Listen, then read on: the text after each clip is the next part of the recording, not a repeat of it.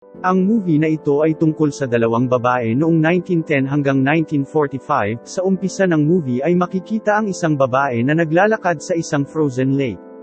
Ang kanyang mukha ay punong-puno ng mga pasa. Makikitang sobrang nahihirapan na ang babae habang patuloy na naglalakad sa yelo.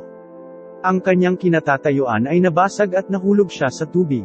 Nakita ito ng isa pang babae at sumigaw ito sa kanya. Ang eksena ay napunta sa isang babaeng nagngangalang Jongbon na nagising sa isang masamang panaginip. Nang magising mula sa kanyang panaginip ay naghanda siya para pumunta sa isang community office upang kunin ang kanyang subsidy mula sa gobyerno. Sa opisina ay sinulatan ni Jongbon ang kanyang family certificate at nagkaroon ng konting problema. Sa oras na iyon ay makikita ang kanyang kapitbahay na may tinatakasan. Pakiramdam niya na pinapahirapan siya ng officer na makuha ang kanyang subsidy kaya't umalis na lamang ito. Habang naghihintay ng boss ay muling nakita ni Jongbon ang kanyang kapitbahay.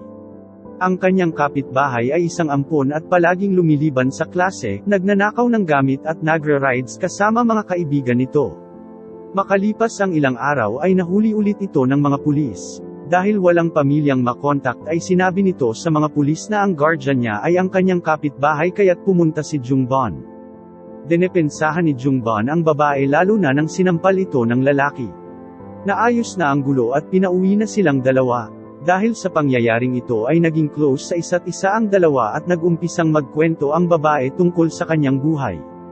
Nagkwento naman si Jongbon tungkol sa kanyang nakaraan. Naalala niya ang kanyang nakaraan at sinabing ang kanyang pamilya ay nagbebenta ng cotton.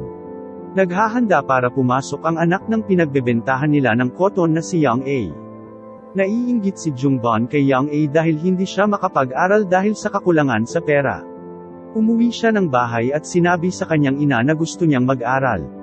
Hindi pumayag ito at inutusan niya si Jongbon na dalhan ng pagkain ang kapatid niyang nag-aaral. Sa daan ay nakasalubong niya ang kapatid ni Young A na si Young Ju at binigyan siya nito ng comics. Tinanggap ito ni Jongbon at nagsinungaling na marunong siya magbasa. Sa paaralan ay nakita niya si Young A na sumasagot sa tanong ng kanilang teacher habang nagsasalita ng Japanese. Tumunog ang bell at hinanap ni Jongbon ang kanyang kapatid. Nakita niya ang kanyang kapatid na gumagawa ng isang ceremonial rehearsal para sa Japanese Empire. Na-distract ito nang makita ang kanyang kapatid at nasampal ng kanyang teacher. Habang pauwi ay may nakitang pulubi si Jongbon at sinamahan niya ito. Nagulat siya nang makita si Young A na tumatakbo kaya't sinundan niya ito. Nang dumating siya sa bahay ni Young A ay nakita niya ang mga Japanese army na kinukuha si Young Ju. Lahat ng mga lalaki sa kanilang village ay kinukuha ng mga Japanese army. Dinala ni Jongbon si Young A sa taas ng bundok upang makita ang kanyang kapatid. Umuwi si Jongbon at nakitang nagmamadali ang kanyang ina upang umalis sa lugar na iyon. Itinago silang magkapatid ng kanilang ina at nakita ang mga Japanese army na binubugbog ang kanilang ina. Sa paaralan ay sinakta ng isang Japanese army si Young A dahil binanggit nito ang pangalan ng kanyang ama. Nagtraidor ang kanyang ama sa mga tao sa Korea at pagbabayaran ni Young A ang kasalanan ito ng kanyang ama. Habang pauwi ay nakita ni Young A si Jongbon sa kalsada. Dahil nahihirapan na siya ay nais niyang pumunta sa Japan kesa manatili sa Korea. Nagbabaka sakaling gumanda ang kanyang buhay doon. Umuwi si Jongbon at sinabi sa kanyang ina ang gagawin ni Young A. Hindi siya pinansin ng kanyang ina at umalis ito upang magbenta ng ceramic bowls. Samantala si Young A ay nag-aral sa isang Japanese school upang makapunta ng Japan. Nais ring pumunta ng Japan ni Jongbon at nakakita ng lalaking maaari siyang tulungan. Nagbago ang kanyang isip at tumakbo siya papalayo. Kinagabihan ay kinidnap si Jongbon ng mga hindi kilalang grupo. Dinala siya sa isang sasakyan na puno ng mga babae na dadalhin sa Japan. Nakita niyang bumukas ang pinto at may pinapasok pang mga babae. Nakita niyang kasama rito si Young A at sinabing sa pilitan din itong isinama. Pagdating sa Japan ay dinala sila sa isang brothel. Lumipas ang mga araw at hindi naging maganda ang lagay ng mga babae dahil paulit-ulit itong inaabuso ng mga sundalo. Kailangan nilang tiisin ang araw-araw na paghihirap. Lahat ng mga babaeng Korean ay pinamamahalaan ng babaeng tinatawag nilang mommy. Ibinibenta nito ang mga babae sa mga Japanese soldier. Binibigyan sila nito ng gamot upang malaglag ang kanilang pinagbubuntis. Isang araw ay sapilitang pinainom si Yang A ng gamot na ito dahil nabuntis siya. Inutusan si Jungban na bantayan si Yang A dahil natatakot na magpakamatay ito. Sinabi ni Yang A na hindi na niya kaya ang paghihirap. Pinakalma siya ni Jungban at pareho silang nakatulog. Kinaumagahan ay napansin niyang wala na si Yang A. Tumakas ito at sinubukang magpakamatay sa pamamagitan ng butas sa nagyelong ilog. Sinagip siya ni Jungban at nadakip sila ng mga sundalo. Kinagabihan ay dinudugo si Yang A at nalaglag ang bata sa kanyang sinapupunan. Kumatok sa pader si Jungban upang alamin ang kalagayan ni Yang A. Mahinang sumagot sa katok niya si Yang A. Dahil alam ni Jungban na nahihirapan na ito ay napaiyak na lamang siya. Kinaumagahan ay umupo sila sa may apoy upang hindi lamigin.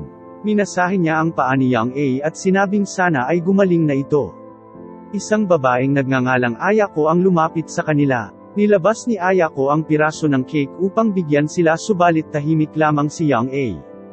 Sinabi ni Yang A kay Ayako na masakit ang lalamunan ni Yang A dahil sa side effect ng gamot.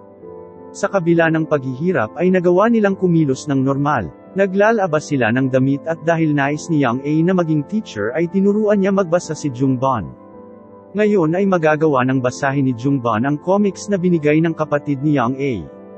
Isang gabi ay magkasamang lumabas si Yang A at Jungban. Nagtago sila sa isang lugar at nagulat sila nang makita sila ni Ayako. Nag-usap-usap sila kung ano ang mga plano nila pag nakabalik na ng Korea. Kinaumagahan ay pinapila ang mga babae upang tingnan ang kanilang kalusugan. Si Ayako ay merong sakit sa balat kaya't kinuha ito ng isang sundalo. Pinatay si Ayako sa harap ng kanyang mga kaibigan. Upang itago ang katotohanan ay pinagbihis ang mga babae ng pang-nurse at kinuha na ng larawan. Isang gabi ang mga sundalo ay nagsasaya dahil sa kanilang panalo. Sinamantala ni Yang A ang pagkakataon na ito upang nakawin ang kanyang larawan na nakabihis ng nurse. Narinig niya ang dalawang sundalo na nag-uusap tungkol sa sunod nilang plano. Pagkatapos ng party ang ibang babae ay iniwan sa brothel samantalang ang iba ay kinuha upang patayin. Nakaligtas si Yang A at Jungban dahil alam na nilang mangyayari ito.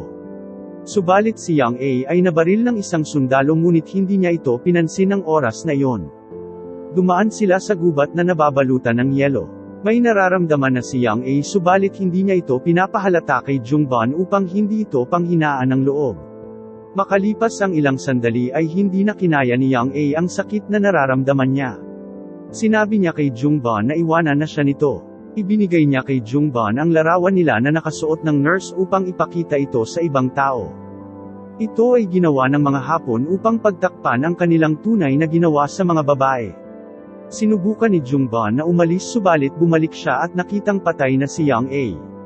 Nilagyan niya ng snow ang katawan ni Yang A bilang paggalang sa patay. Wala na siyang magagawa at umalis na lamang. Nakarating siya sa isang village. Nang nakabalik na siya ay hindi siya literate o rehistrado kaya't ginamit niya ang katauhan ni Yang A upang makakuha ng subsidy sa gobyerno. Balik sa kasalukuyan. Nagdesisyon si Jungban na gumawa ng death report ni Yang A dahil matagal na rin naman itong patay. Nakatanggap rin siya ng sulat mula kay Yang Ju at sinabi kung saan siya nakatira ngayon. Sumulat siya kay Yang Ju at pinadalhan niya ito ng sweater.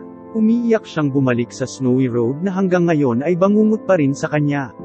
Sa kanyang hallucination ay nakita niya si Yang A at tinatanong nito kung namuhay siya ng maayos. Sinabi rin ni Yang A na tuluyan na siyang mawawala dahil hindi na gagamitin ni Jungban ang kanyang katauhan.